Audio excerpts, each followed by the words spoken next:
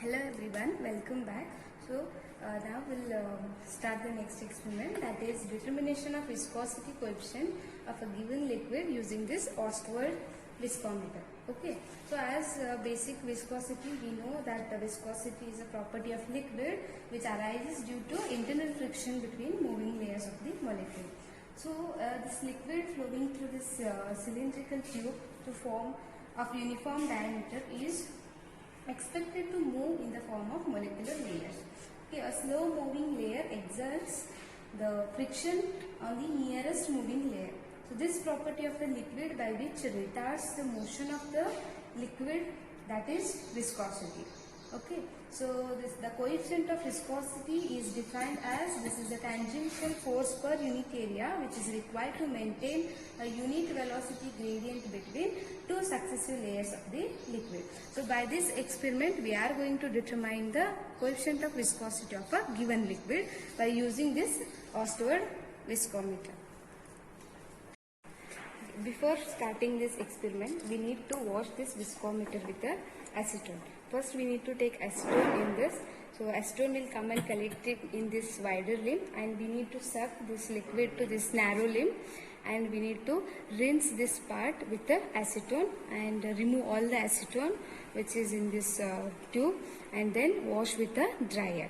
So this is the washing of this viscometer. So now we'll take 25 ml of water, distilled water. I have taken the liquid up to this upper mark. So now I'll start the time. So liquid is moving. So just you need to start the clock just when the liquid just crosses this line, and you need to stop the clock when the liquid just crosses this below line. So you need to take the time, you need to observe the time taken by this liquid to flow from this upper line to lower line. So you need to repeat this experiment for 3 times to get an accurate time. So this procedure is repeated for the given liquid.